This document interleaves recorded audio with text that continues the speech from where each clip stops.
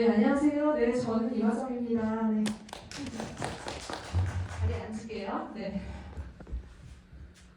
아니, 조금 이따가 시작하신다고 하시자마자 갑자기 저희를 호명을 해주셔가지고 바로, 네, 진짜 찰나 만에 계단을 내려왔습니다. 저희 감독님이랑 배우님이랑 같이 입장하셨는데 박수 한 번만 크게 부탁드릴게요. 영화는 잘 보셨나요? 네. 혹시 오늘 말고 이 영화제에서 먼저 화제가 된 작품이잖아요. 보신 분 계세요? 이번이 두 번째다. 벌써 두 번째 보신 분이 계시군요. 네. 여러 가지 그러니까 저도 이제 영화제에서 보면서 이 영화가 이제 뭐 파국의 결말인 것 같기도 하고 여러 가지로 이제 생각이 많아지고 복잡해지는 영화여서 막 영화 보고 나오신 분들은 어떤 생각을 하고 있을까? 저도 궁금한데 아마 이제 감독님과 배우님이 가장 궁금하지 않을까라는 생각이 들어서 여러분들이 오늘 이제 또 적극적으로 많은 질문을 해주시면 감사할 것 같습니다. 먼저 유지영 감독님과 주연 배우 한혜인 배우님께 인사 말씀을 좀 들어보도록 하겠습니다. 개봉날이에요. 대개봉. 안녕하세요. 저는 YP 투성이 연인 연출한 유지영입니다. 오늘 개봉날 첫 GV를 여러분과 함께하게 돼서 너무 기쁩니다. 여기 계셔주셔서 감사하고요. 이렇게 얼굴이 다 가까이 보여서 참 좋은 것 같아요. 질문 많이 해주시고 편안한 GV 되었으면 좋겠습니다. 감사합니다. 네, 안녕하세요. 저는 YP 투성이 연인에서 제이 역을 연기한 한혜인입니다. 오늘 이렇게 만나뵙게 되어서 너무 반갑고 와주셔서 정말 진심으로 감사드립니다. 네, 감사드립니다. 영화 속의 제이와는 굉장히 다른 모습이 되셨어요. 그 시간 동안 그죠? 예, 많은 일들이 또 있었을 것 같은데 어떤 마음으로 또 개봉 기다리셨는지. 사실 저는 이제 드문드문 이렇게 영화가 잊혀질만 하면 이제 영화제 행사를 통해 가지고 계속 함께하는 기분이 들었는데요. 이제 막 개봉이라고 하니까 너무 기쁘고요. 저는 네, 많은 분들께서 관심 가져주시기를 바라는 마음으로 그냥 온전히 이 시간을 감사하게 즐기고 싶은 마음이 제일 큰 것 같아요. 네, 지금부터 뭐 여러분들이 많이 엔차를 좀 봐주시고 많은 이야기들을 나누면 좋을 것 같다는 생각이 들고 사실은 이제 감독님께서는 먼저 이 국내가 아니라 또 얼마 전에 카를로비 파리 영화제 네 가서 또 이 작품이 이 작품이 가지고 있는 문제이죠 질문이죠 이런 것들에 대해서 또 피드백을 받기도 하셨어요. 그리고 특히나 수상을 하셨잖아요. 이게 거의 장편 경쟁 영화 중에 대상이라고 보면 되죠. 네, 네, 네. 좀 그 분위기도 한번 말씀해 주시면 좋을 것 같아요. 그때 어떤 분위기였는지. 일단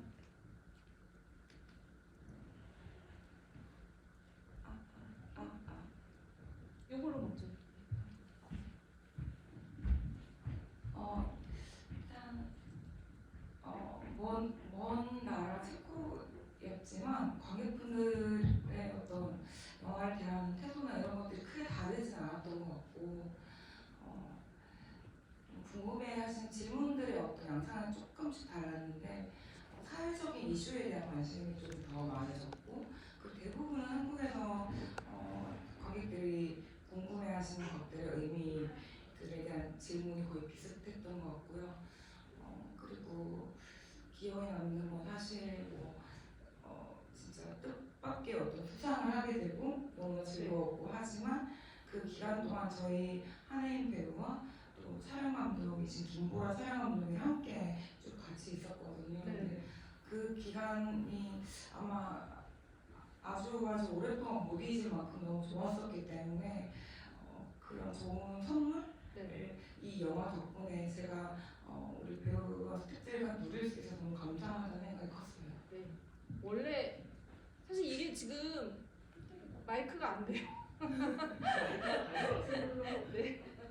네, 왔다 갔다 일단 좀 해보도록 하겠습니다. 네, 영화에 원래 저희 이제 보신 분들도 계시지만 원래 이제 영화제 때 제목은 벌스라는 제목이었어요. 그래서 어떤 이제 탄생을 나타내는 제목이었는데 그 사이에 이제 제목이 바뀌기도 했고 어떻게 보면은 이게 그러니까 임신 출산이라는 굉장히 어떻게 보면은 많은 영화들이 다루었던 인권에 관한 얘기를 하는 것 같기도 하지만 그 소재에서 출발해서 오히려 진짜 그 어떤 것의 탄생의 목도를 보는 것 같다는 생각이 들었거든요. 거기에는 오히려 굉장히 작가적인 고민 같은 것들, 그냥 단순히 이게 그 인권의 문제가 아니라 내가 작가로 어떻게 살아가고 이것들이 어떤 변화를 가져오는가에 대한 질문을 하고 있기 때문에 이 영화는 굉장히 그 감독님의 어떤 시기와 떼어놓을 수 없는 곳에서 출발했다라는 생각이 들었어요. 근데 역시나 감독님께서 이 이야기에 나 유지영이 녹아있다라는 말씀을 해주셨는데 지금 이제 그때 고민과 지금도 이렇게 개봉을 하면서 그 고민들이 어떻게 변화해 나가고 있는지 이 영화를 만드실 때 마음과 지금의 마음을 좀 말씀을 부탁드리겠습니다. 그 아주 운동을 안 좋아하지만 가끔 건강을 위해 산을 오르면 아주 야트막한 뒷산을 오르면 매번 너무 좋거든요. 그걸 아는데도 그렇게 안 가는데 그때 갈 때 제일 좋은 게 아주 야트막하지만 오르막이 올라갈 때 너무 힘들고 또 그 평지가 나오면 살고 천국 같고 그리고 내려갈 때도 너무 빠르고 올라갈 때도 마치 진짜 인생을 그렇게 산에 비유하는 그런 말은 굉장히 전형적이지만 실제로 그걸 제가 자연안에서 느끼는 거죠. 네, 이 시기가 아마 제가 하염없이 누가 떠밀기라고 한 것처럼 산에 이제 비탈길을 두둑 내려갔던 그 한 시기였던 것 같아요.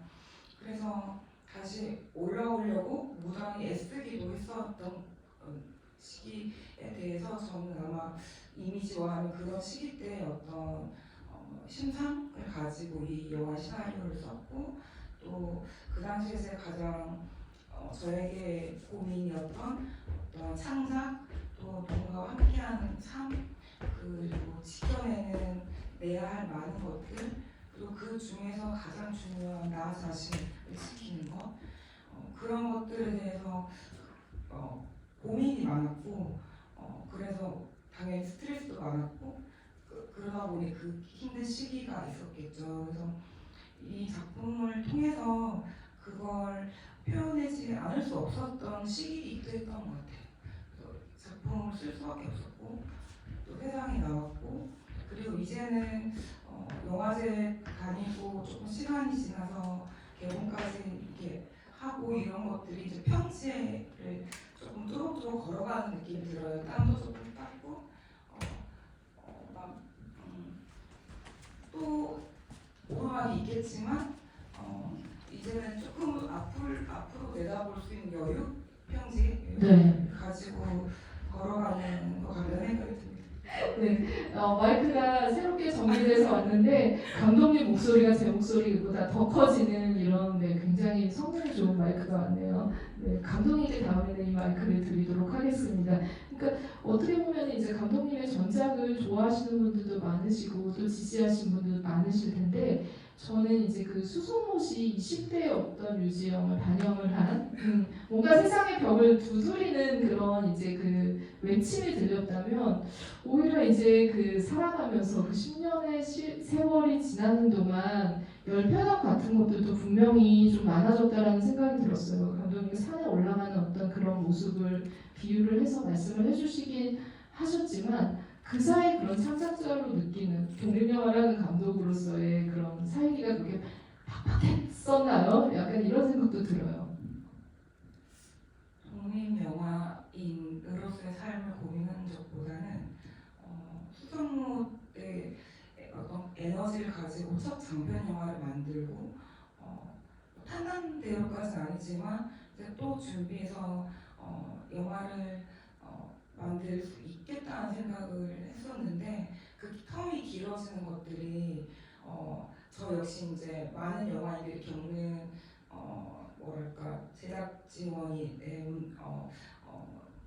조건이라던가 아니면 또 상업영 같은 경우 투자 이런 문제도 있겠고 그런 것들이 어떤 창작자의 뜻대로 되지 않는다는 걸 저는 처음 알게 되었고 그 전에는 뭐 학교라는 제도 안에서 또 국민영화학교 안에서도 그랬고 그런 것 아예 그런데 영화를 못 만든다는 생각은 하지를 못했었는데 그 기간이 1년, 2년, 심지어 5년까지 길어지니까 그래서 다들 이렇게 영화를 하고 있지만 하지 않고 있구나.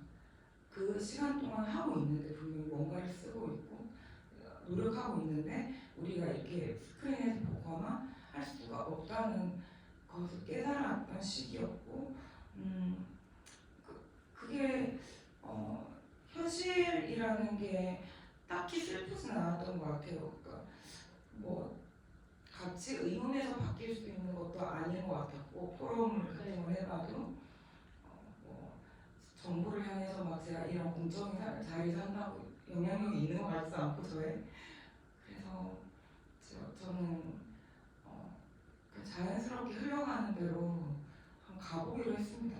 네. 정부가 네. 어디까지 가는지. 근데 진짜 감독님의 그 작가로서의 삶이 그렇게 진행되는 동안에 어떻게 보면 이제 그 현실적인 문제들이 불쑥불쑥 끼어들었지 않았을까라는 생각이 들고 이 부분에 있어서는 굉장히 구체적인 고민들도 20대 때와는 다르게 일어났을 것 같아요. 연애, 결혼 그리고 이제 그 뭐 임신, 출산 이런 것들이 다가온다라고 했을 때 그렇다면 내가 지금 이제 이 영화를 만드는 거에서 고민해서 어떻게 좀 이걸 접목시켜서 같이 아우르고 나갈 수 있을까? 아니면은 진짜 다른 사람들이 많이 그러듯이 선배들이 그러듯이 떨쳐내고 가야 될 것인가? 막 양자택일의 어떤 순간들도 오지 않았을까 싶은데 그 현실과의 접점은 이 영화에 얼마나 반영이 되었던 건지. 방금 말씀 주신 부분이 거의 이 영화의 주제이기도 하잖아요.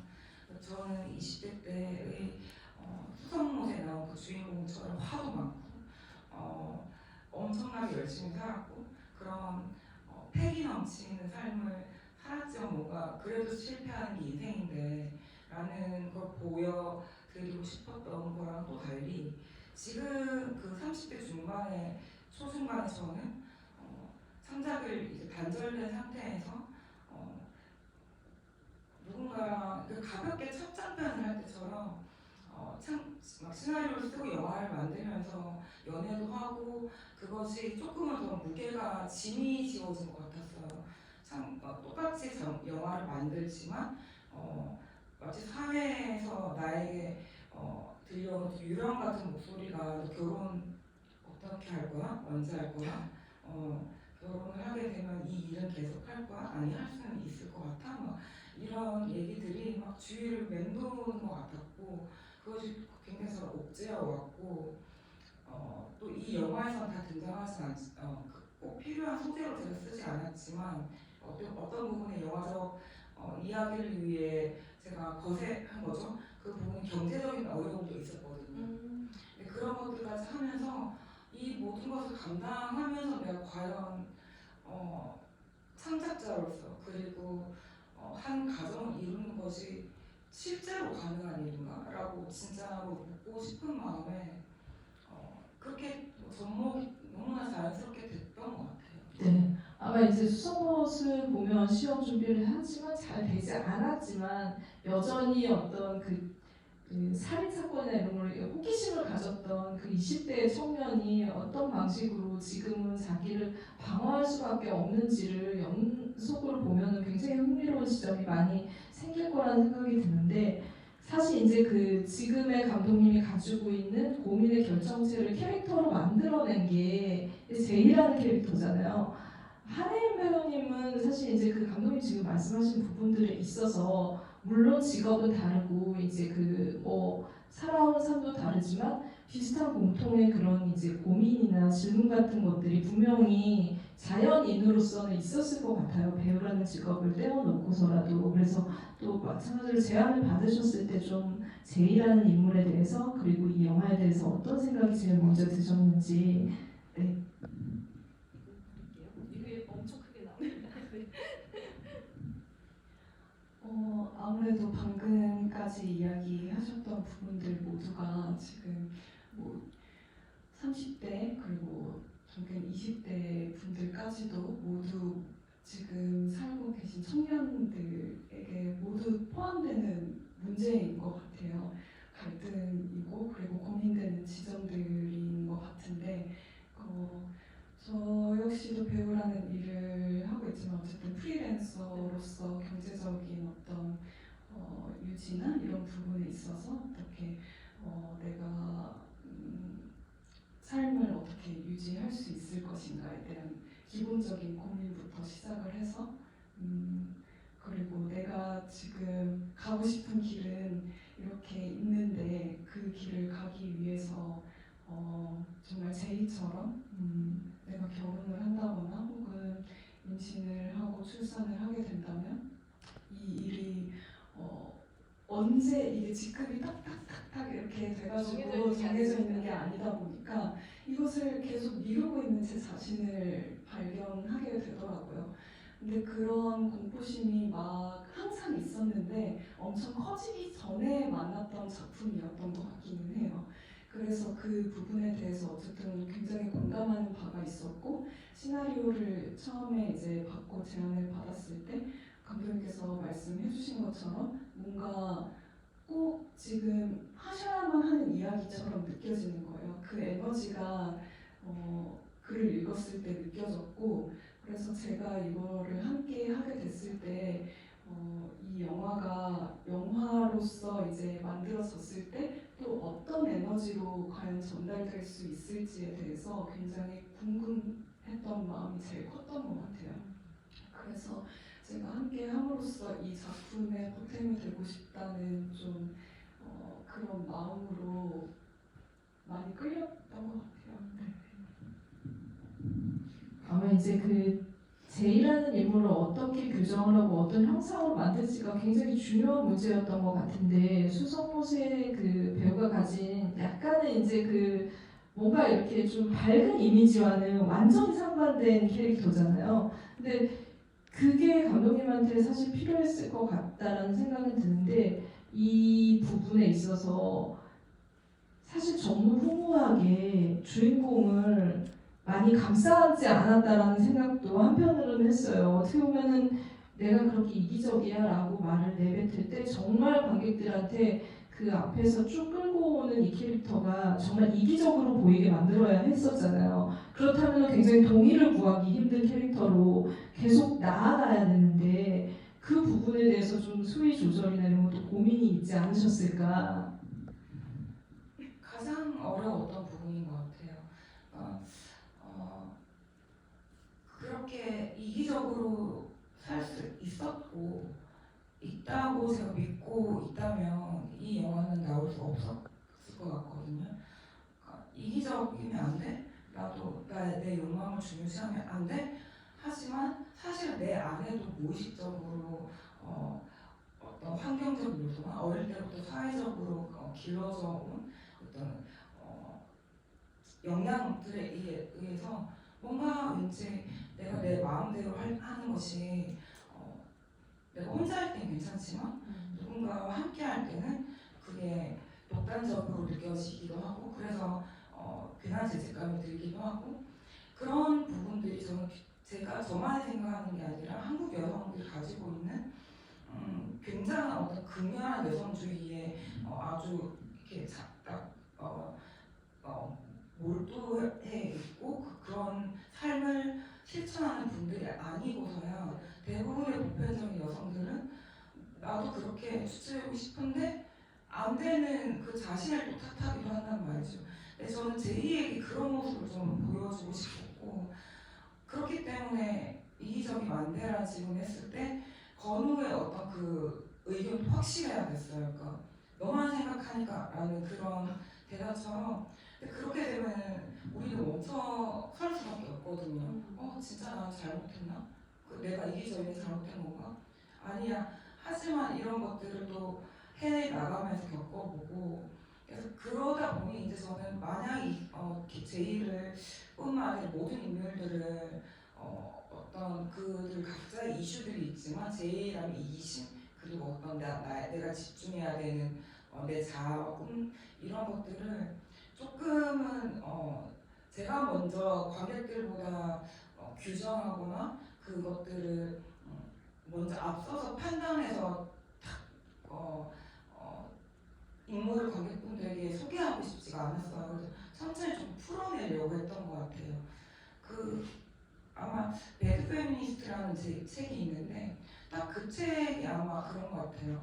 우리는 완벽한 페미니스트를 자꾸 원하는데 사실상 그렇게 어릴 때부터 이제 그렇지 않은 많은 문화에서 여성과 남성의 성 역할을 많이 구분지어 왔는데 어느 날 갑자기 대학교 때 페미니즘 동아리 간다고 해서 그렇게 되는 게 아닌데, 그래서 평범한 그런 어떤 여성이자 제가 몰입할 수 있는 창작자라는 직업을 주고 그런 우리 주위에서 볼 수 있는 여성들에게 좀 스포트라이트를 주는 주인공이었으면 좋겠다라고 생각해서 이제 제이가 나온 것 같아요.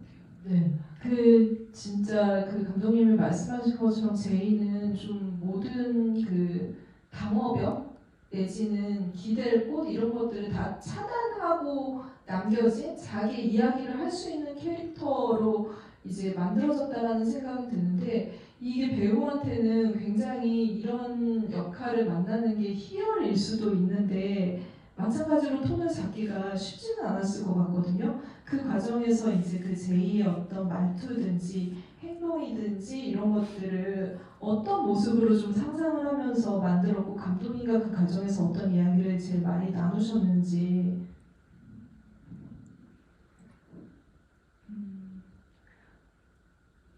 처음에 감독님하고도 이런 이제 주인공이 너무 이기적으로 보일 수 있다, 그리고 비호감으로 보일 수 있다, 뭐 이런 부분에 대해서 피드백을 많이 받으셨다는 얘기도 들었고, 저 역시도 그런 부분에 있어서 표현을 어떻게 해야 될지에 대해서 처음에 고민을 했던 것 같아요. 그리고 그런데 이제 제가 제의를 하기로 이제 마음을 먹고 제의를 완전히 이제 이해해야 되는 시기가 왔을 때는 그 고민들을 더 이상 제 자신은 하지 않기로 마음을 먹었던 순간이 있었던 것 같아요. 이 인물이 어떻게 보이던지, 그리고 어느 정도까지 내가 이거를 표현해야 될지, 이 사람 보는 사람들이 제이라는 인물에게 거부감을 느끼면 안 된다거나 이런 부분에 대해서 그 부분에 대해서 더 집중하기보다는 제이가 이렇게밖에 행동할 수 없는 제이라는 인물의 상태와 마음에 더 집중하는 것이 좋겠다라고 생각했고, 그 부분이 오히려 그렇게 집중함으로써 오히려 이 제이라는 인물이 더 평범해질 수 있는 힘을 가질 수 있을 거라고 생각했던 것 같아요. 그래서 제가 하는 말들이나 감정에 의심하지 않기로 했고, 제가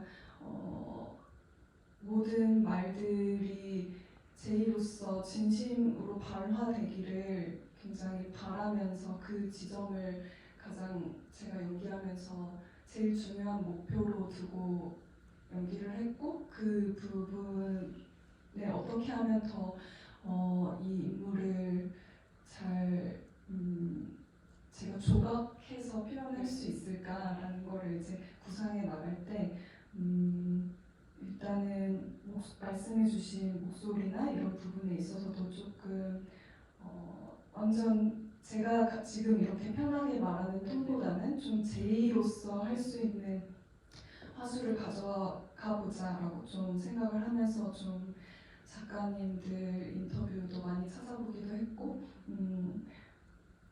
이 사람이 사회와 그리고 다른 친구 관계 이런 것들을 모두 차단하고, 그리고 긴장도가 높고 불안도가 높고 사회에서 일어나는 어떤 가치관이나 이런 것에 대해서 자기만의 뭔가 가치관을 만들어가고 싶어하는 사람이고, 그러다 보니 또 그만큼 예민해지기도 하고 그 과정 속에서 일어나는 감정들을 굉장히 잘 느끼는 사람이라고 느껴졌고, 그러다 보니 이 예민함이 어떻게 표현될 수 있을까 생각했을 때 이 예민하다고 해서 이 예민함을 표현하지 말고 오히려 더 힘없는 목소리 그리고 되게 가녀려 보일 수 있는 가녀려 보인다는 말이 좀 이상한데 아무튼 좀 힘없는 목소리에서 나오는 미세한 떨림 같은 거에서 이 사람의 긴장도나 이런 거를 보여주고 싶었고 그리고 자신의 강한 생각이나 이런 거를 표현할 때 오히려 되게 조용히 되게 느긋느긋하게 그런 거를 말하는 사람이라면 어떨까. 그게 오히려 실제 있을 법한 사람이지 않을까. 막 내가 내 주장을 막 말하는 사람이라고 해서 목소리가 크고 막 엄청 막 감정적으로 표현하고 이런 방법을 택하기보다는 그 방법을 택함으로써 조금 더 제이라는 인물이 상상이 되더라고요, 저한테는. 그래서 그거 그리고 또 그 방법이 제가 가지고 있는 결과 좀 다를 수 있다고 생각했던 것 같아요. 그 아마 이제 그 제이가 그 처한 상황이나 제이의 캐릭터를 구상을 하면서 이 영화가 가지고 있는 외형적인 장르적인 특성과도 저는 연동이 되어 있다라는 생각이 들었거든요. 그건 보통 임신을 해서 굉장히 기존과는 다른 자기의 모습이 나타날 때 많이 쓰는 방식이 굉장히 말랐던 사람이 살이 쪄서 다른 모습이 되어가고 거기서 오는 이제 불편함, 다리가 붓거나 막 이런 것들을 많이 보여주는 편이에요. 임신을 해서 이제 겪는 여러 가지 것들 중에 그런 부분들을 강조를 하는 것들이 많은데 감독님은 굉장히 다른 방식으로 썼다라는 생각이 들었어요. 저는 한혜인 배우의 연기력뿐만이 아니라 이런 외형적인 것도 그래서 좀 필요했고 감독님이 같이 작업을 하고 싶지 않았을까라는 생각이 들었는데 임신이 잉태나 아니면 이제 그 풍요로움, 축복 이런 것이 아니라 그 새로운 생명체가 마치 에이리언처럼 나의 몸을 숙주 삼아서 내 모든 것들을 경력까지 뺏어가고 내 몸의 어떤 그 변화까지 예를 들면은 정말 칼을 가지고 있는 것 같은 작가였는데 계속 자기 의지와는 상관없이 잠을 자게 되고 이런 것들을 보여주면서 굉장히 장르적 긴장감을 이런 모든 장치를 통해서 배우의 몸을 통해서 만들어낸다라는 생각이 들었거든요. 이제 의도적으로 훨씬 더 임신을 했을 때 말라 보이게 하는 것들, 아까 이제 그 힘이 없어진다거나 이런 것들도 좀 그 감독님이 그린 그 임신을 했을 때에 어떻게 보면은 풍요와는 다른 이미지를 그리고 싶은 게 아니었을까라는 생각이 들었는데 어떤 좀 구상을 하셨는지. 저 제이라는 캐릭터를 만들기 위해서 제가 노력을 했던 부분은 저는 임신을 한 경험이 없고 당연히 출산한 경험도 없고 그 관련된 책 같은 것들을 굉장히 많이 읽었고 일단 그 임신한 상태와 그 주기별로 달라지는 몸의 변화들, 심리적 변화들을 알아야 됐고 또 주위 사람들을 만나서 실제로 임신한 친구들을 만나기도 했었고 그러한 측면이 있고 또 소설가로서의 제의도 있다는 말이죠. 창작자로서 그것은 제가 저한테서 많이 길러볼 수 있지만 또 이제 소설가 영화는 또 다른 부분이 있기 때문에 그 부분도 저에게 중요한 리서치의 대상이었던 것 같아요. 그리고 시간을 좀 가졌던 것 같아요. 왜냐하면 항상 그런 리서치를 하고 인터뷰를 하고 나면 거기에 너무 이제 집중하거나 골몰하게 돼서 인물이 마치 제가 어떤 만들고 있는 이 영화가 극영화이고 드라마다라는 걸 잊어버린 채로 그 인물을 그대로 재현하려는 그러지 않으면 나는 가짜를 만들고 있다는 느낌을 막 지니게 한 경험을 한 적이 많거든요. 그래서 시간을 두고 어느 순간부터 리서치를 하고 난 후에 이제 제이라는 캐릭터를 만들기 시작했는데 제이가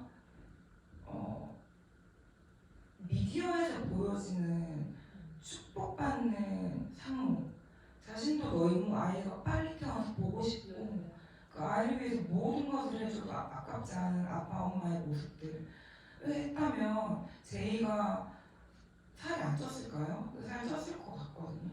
제이는 아이를 원치 않았고 배가 불러갈수록 아이의 존재를 부정하면서까지 왜냐면 아이를 낳으면은 글을 더 이상 쓰지 못할 거라고 믿고 있기 때문에 더 이상 이 현실을 부정하면서까지 글에 집중하고 집착까지 가게 되는 인물이 사실 찔 수는 없다고 생각했고 그런 것들을 이제 저에게 리서치했던 것들이 뒷받침이 되어줬던 것 같아요. 실제로 부모가 산모가 아이를 부정하거나 거부하거나 그러면은 그 심리와 산모의 육체가 반응을 해서 아이가 몸을 굉장히 움츠린다고 하거든요. 자기가 없는 것처럼 행동하려고 실제 태동을 하지 않는 경우도 있다고 해요. 그 제2의 아이의 죽음도 아마도 그런 것과 어떤 부분적인 연결이 없다고는 생각하지 않고요. 그래서 제이라는 캐릭터를 결과적으로 다듬어지고 만들어졌을 때는 그 제가 리서치했던 모든 것들이 그냥 제가 표현하려고 했던 인간 제이의 어떤 부분, 그러니까 임산부인 제이기도 하고 청각장애인 제이기도 하고 또 어떨 때는 깔깔우는 제이도 있고 친구 중 그 중에 어떤 리서치가 필요했던 부분들만 뒷받침이 될 수도 있고 제가 모르는 것 말고는 제가 하고 싶은 말하고 싶은 것들을 가장 이 인물이 잘 전달할 수 있는 방식으로 이 영화를 만들어 나갔던 것 같아요. 제이가 감정을 표출하는 몇몇 이제 기억나는 장면들이 있긴 하지만 감독님이 지금 말씀하신 사실은 출산을 하고 나서 이제 이 임신에 대해서 제이가 어떤 생각을 하고 있을까를 결정적으로 보여줄 수 있는 그 장면에서 제이의 표정을 정말 이거 정말 오묘하다라고 할 수밖에 없는 내가 그럼 제이의 그 표정을 보고 무슨 생각을 해야 될까 제이는 지금 무슨 생각을 하고 있을까를 혼동되게 만드는 그 표정이었다라는 생각이 들거든요. 배우로서도 그 장면을 연기를 할 때 어떤 생각을 가지고 좀 연기를 하셨는지 그 장면에서 어떻게 보면은 지금까지 숨겨놨던 마음을 표출하는 그런 어떤 효과도 있다라는 생각이 들었는데 감독님과 좀 어떤 얘기를 하시면서 장면 만들어졌는지. 그 장면이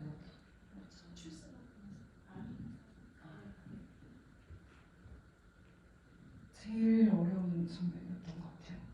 출산 장면이 제일 어렵게 느껴졌고 왜냐면 단순히 그냥 내가 아이를 출산하는 거야 라는 장면이 아니라 어떤 제가 많은 일들을 겪고 막 진짜 심리적인 압박이 극에 달했을 때 좀 제가 뭔가 토해내는 느낌으로 좀 느껴졌거든요. 그래서 그것들이 다 그냥 쏟아져 나오는 거야. 근데 내가 지금 어디에 있는지도 모르겠고 막 지금 무슨 상황인지도 모르겠는데 일단은 내가 지금 출산을 해야 되는 그런 상황에 놓여졌는데 아이가 그렇게 된 모습을 보고서는 정말 그냥 약간 이명 들리는 것처럼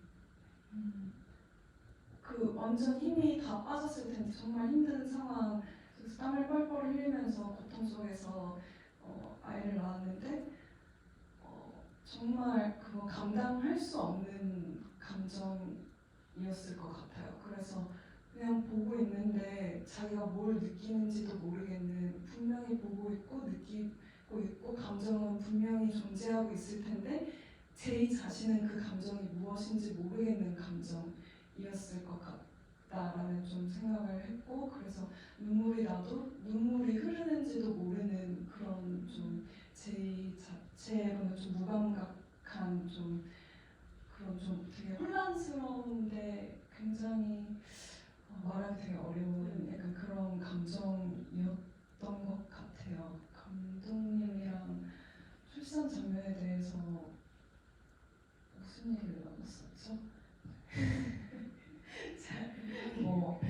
약간 이런 쏟아내는 이런 표현들에 대해서 우리가 단순한 아이의 출산은 아니다. 제이에 있어서는 왜냐하면 민유정의 죽음과 직결이 돼서 장례식에서 이른 출산을 맞이하게 되는 것이고 어떻게 보면 위험할 수 있고 분명히 정말 산모가 위험하다고 그랬고 그래서 거기에 이제 왔을 때 보호자인 거는 연락이 안 되는 상황이고 제이의 그래서 아이가 태어났는데 울음소리가 들리지 않을 때 클로즈업을 한 번 더 들어간 제이의 얼굴을 보면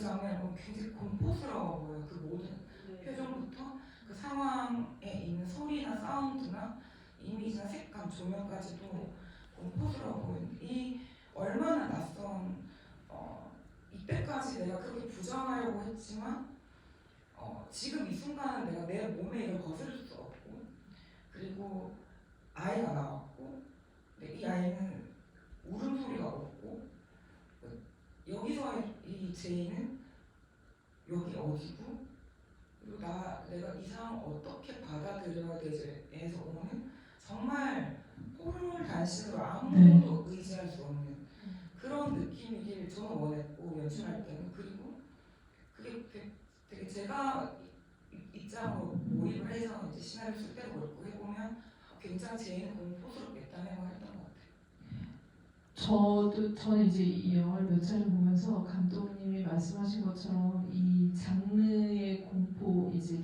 진짜 이거 현실 공포라는 거에서 입각해서 조명이든 아니면 이 모든 세팅들을 만들어냈고 그 공포가 느껴졌었거든요. 근데 이 영화에 처음 들어갈 때 연인들이 굉장히 어떻게 보면 일상적인 행복을 누릴 때 하는 말이 오늘 아침에 꿈을 꿨는데 이제 어젯밤에 꿈을 꿨는데 이제 그 얘기를 하잖아요. 그리고 나서 마지막에 이게 다 꿈일 것 같다는 얘기를 하는 순간 굉장히 영화 전체가 그 공포를 걷어낼 만큼의 좀 슬픈 감정들이 있었던 것 같아요. 그래서 이게 과연 현실 공포인가? 결국은 억제할 수 없는 현실적인 아픔까지 가는 문제로 드러날 수 있고 지금 제이의 얘기만큼이나 깊이 파고 들어야 할 것이 어떻게 보면 건우의 얘기이고 그들이 연동되어서 나오는 어떤 이런 고통 같은 것들이 이 영화에서 느껴진다라는 생각이 들었습니다. 여러분들께 지금 좀 마이크를 드리고 질문을 좀 받으면서 얘기를 좀 더 나눠볼까 해요. 오늘은 그 질문해 주시는 분들께 이 영화의 원작이라고 하기는 그렇고 원천이 된 작품이에요. 나의 필두성이 연인 책을 선물로 드리도록 하겠습니다. 네. 질문 있으신 분은 손 들어주세요. 네. 그냥 마이크 없이 하셔도 되고. 예, 네, 들릴 것 같아요. 네. 영화를 보는 내내 이 상황으로 인한 출생이 그 누구도 행복하게 하지 않을 것 같다. 그 누구도 행복하게 만들지 않을 것 같다는 생각이 들었어요. 양쪽 사람도 그렇고 태어날 아이도 분명히 불행할 것 같다는 생각이 들어서 보는 내내 내심 아까 타국이라고 표현하셨던 그 어떤 아사리판이 났으면 좋겠다는 생각이 들었는데 그래서 후반에 약간 아사리판이 났을 때 개인적으로는 좀 약간의 되게 나쁜 생각인데 쾌감이 좀 있었거든요. 오히려 너무 예. 답답했으니까. 예. 네.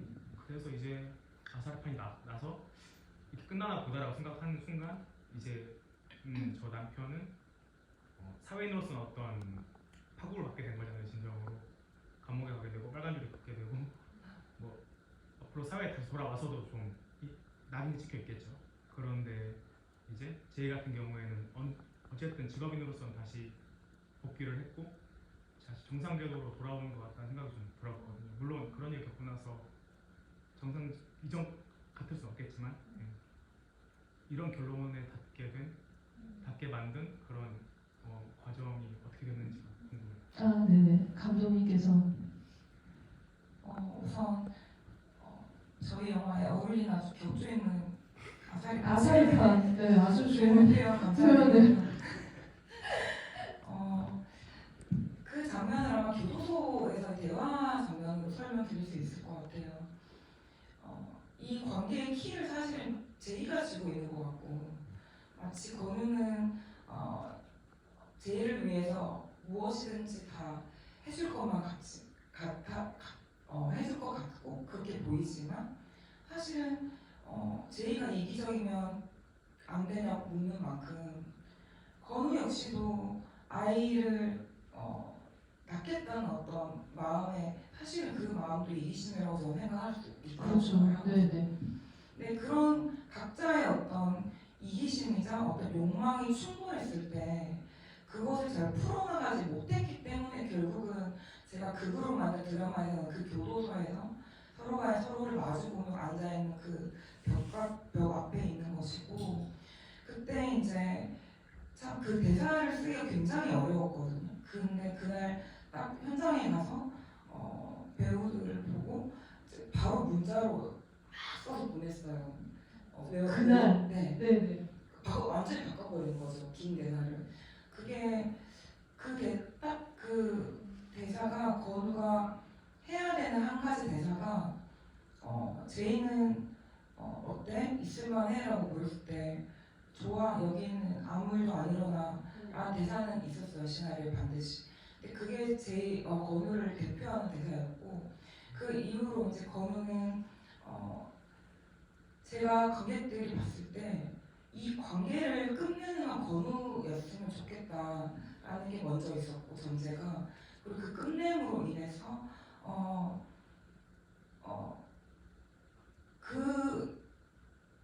이 관계의 어떤 종말을 먼저 꺼내줄 수 있는 용기를 가진 사람이 건우로 보였으면 좋겠다고 생각을 했어요. 그리고 그 용기가 건우가 뭐 멋있어 보여 그게 아니라 건우도 자기의 욕망을 이제 드디어 진짜 욕망을 찾은 거라고 생각했거든요.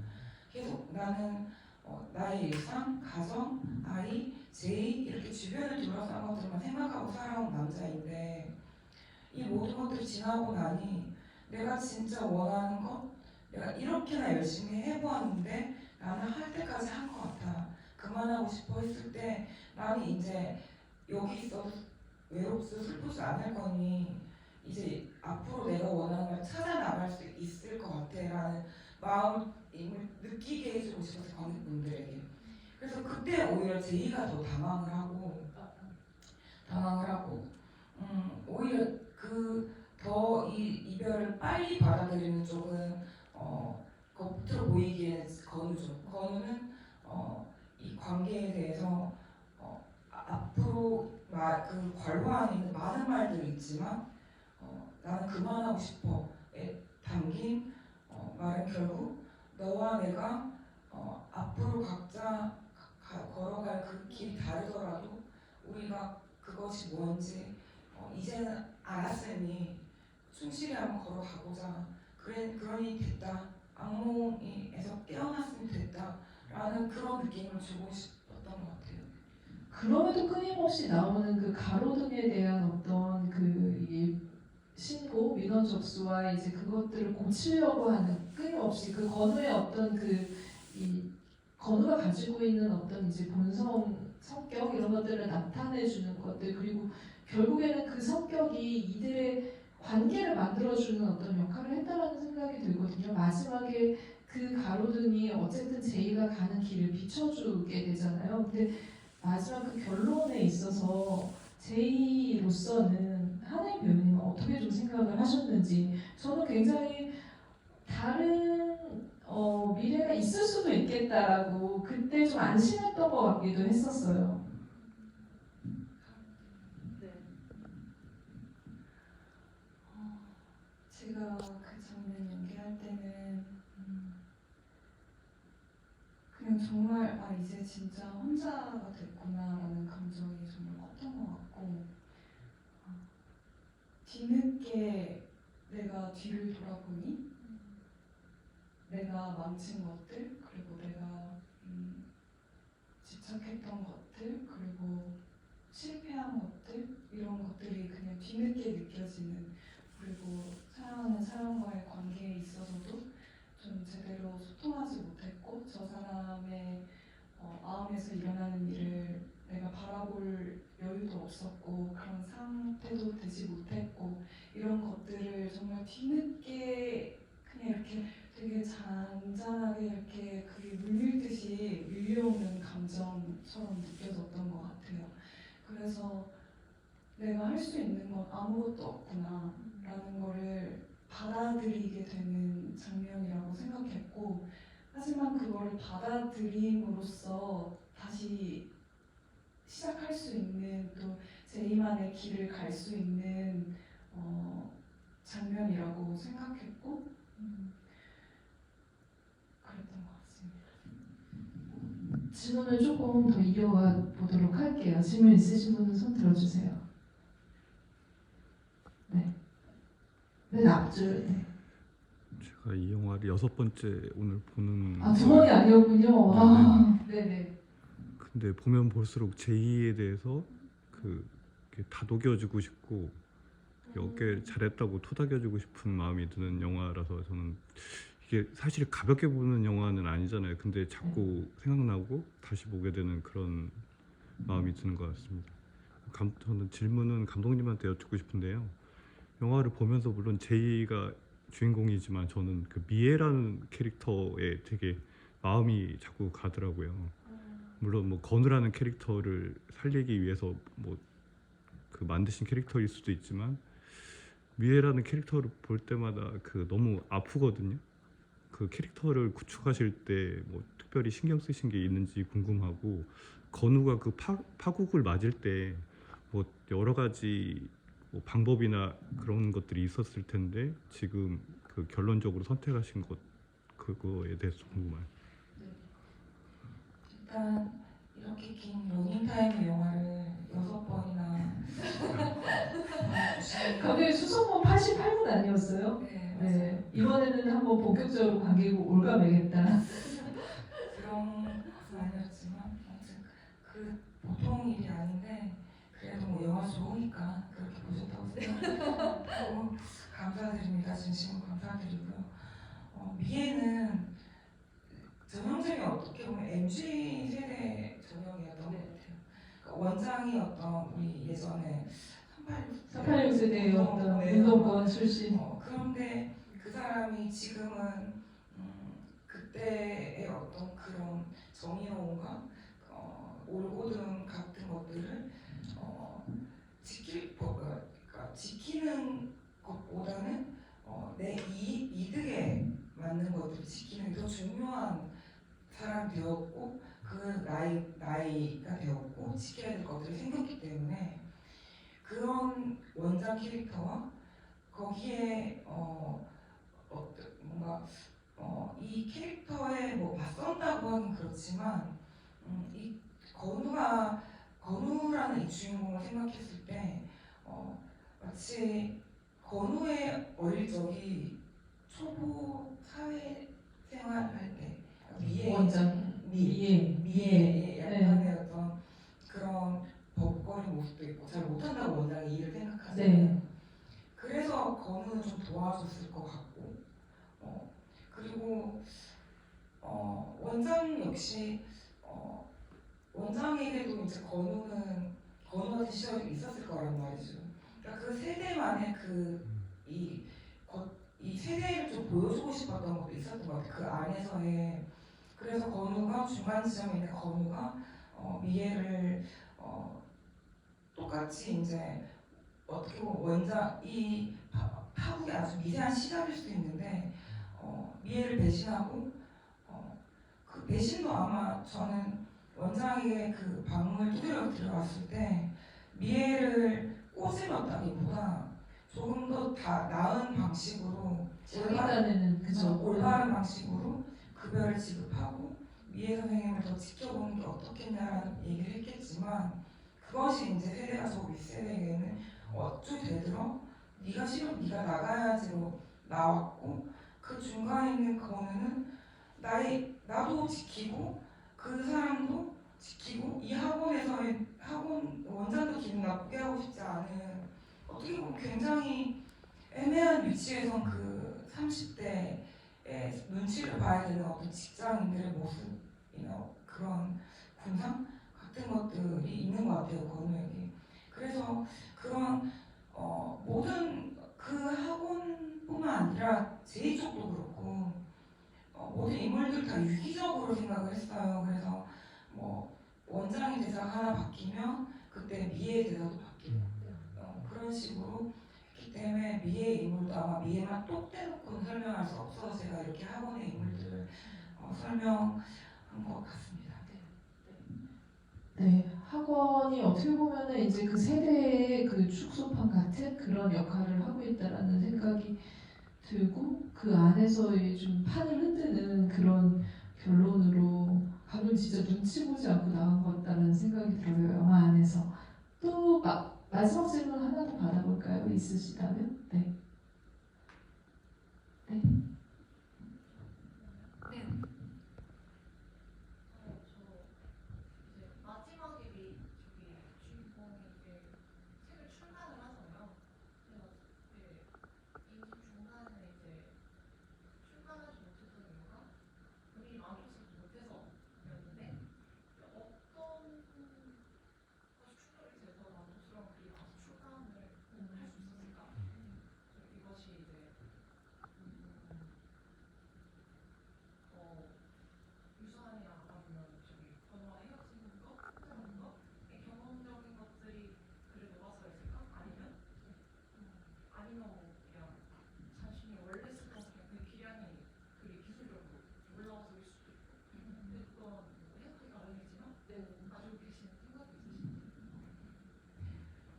말씀해주신 모든 것들이 복합적으로 작용했던 것 같아요. 그 제일 괴롭혀왔던 그 임신 상태의 몸과 마음에서 이제 제이는 떠나왔고 거울과의 관계도 끝이 났고 더 이상 돌이킬 수 없게 되어버렸고 이제 혼자 인 제이가 붙잡을 수 있는 거는 글밖에 없다고 생각을 했어요.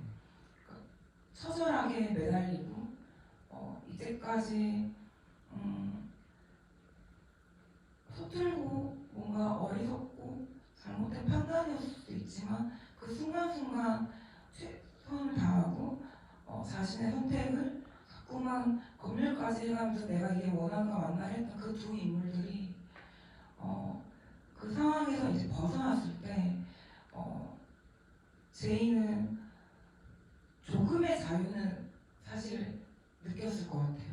나중에 더 큰 자유일지 아니면 그걸 이제 인식하게 될지 또 후폭풍이 와서 더 외롭게 될지는 모르겠지만 그 시기에 제이는 이제는 정말 이 내 글 말고는 나와 동일시되는 이것 말고는 분신인 거죠. 이것 말고는 나를 살게 해주는 것이 없고 내가 지탱될 수가 없고 그래서 거의 처절하게 그걸 잡아서 나온 글이고 그래서 마지막에 이제 꼭 그 출간을 하는 걸로 세 번째 책을 보여드리고 엔딩을 하고 엔딩장 보여드리고 싶었던 것이 결국 제이는 우여곡절 끝에 책을 냈다가 아니라 만족한 글을 썼다였거든요.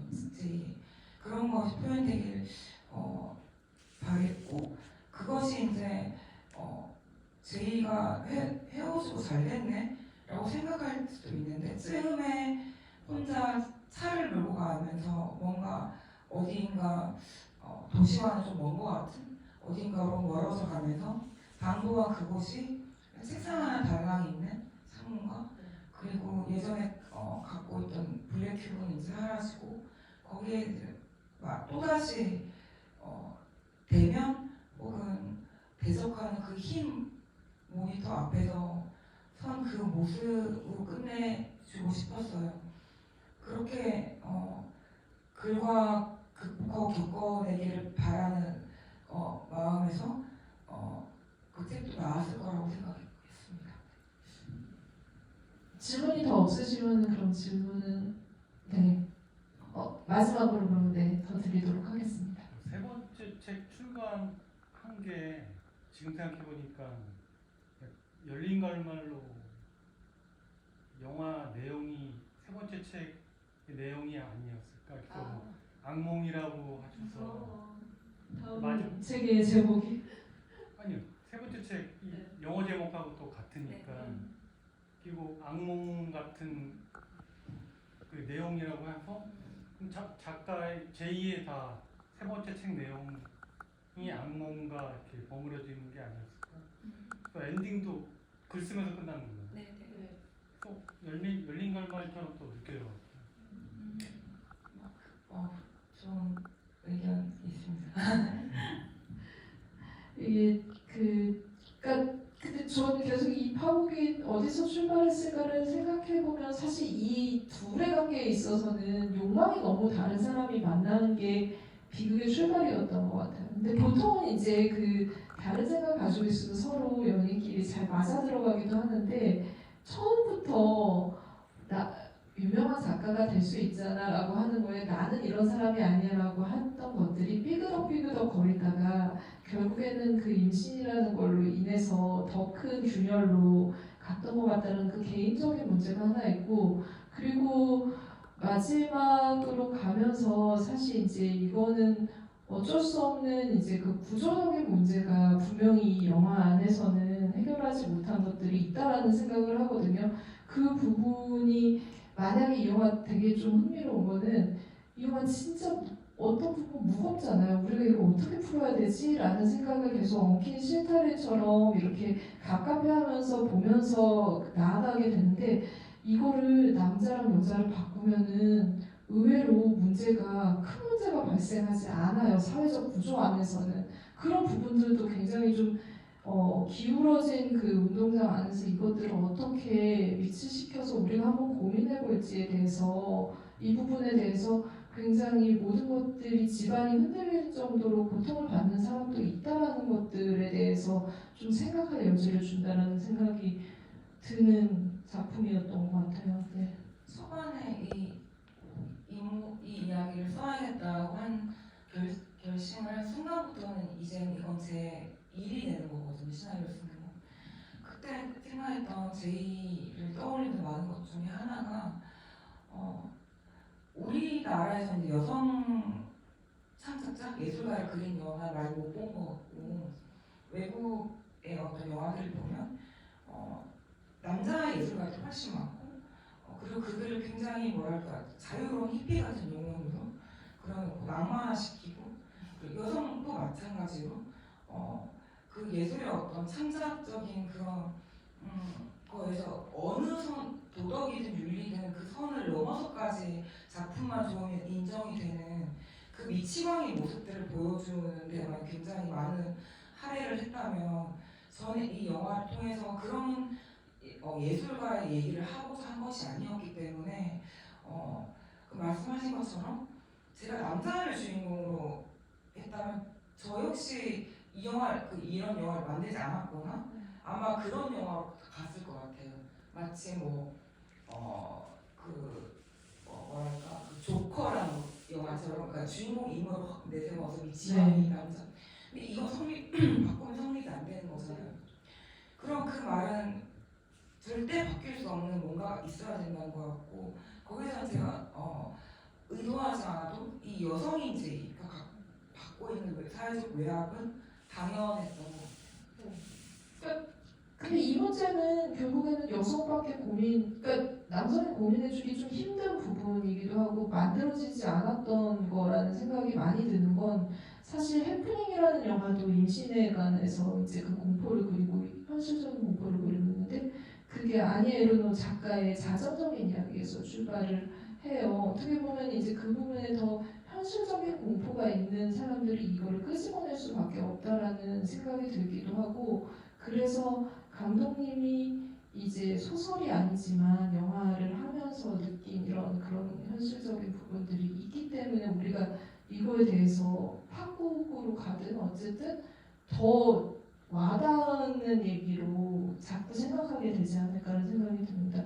그 배우님도 마지막으로 네 지금 이제 그 관객분들이랑 대화를 나눠보셨는데 제이가 이제 어떻게 보면 극장에서는 태어난 거가 된 거잖아요. 네, 제이한테 한마디를 좀 해주면 어떨까 싶어요. 네, 이 자리를 빌어서. 제이야, 보고 있니?